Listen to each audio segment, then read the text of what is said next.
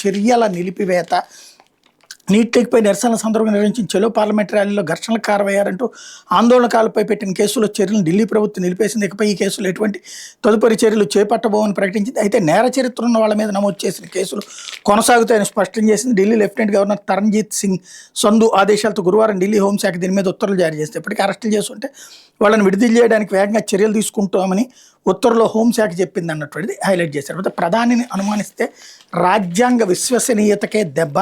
ఎన్నికల సంఘం కమిషనర్ నియామకాల సర్వీస్ నిబంధనల చట్టం 2023 కేంద్ర ప్రభుత్వం గట్టిగా సమర్థించుకుంది.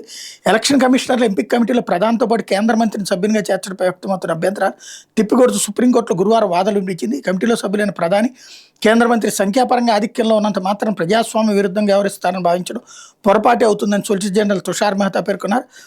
ప్రధానమంత్రి కార్యాలయానికి పవిత్రత ఉంటుందన్నారు.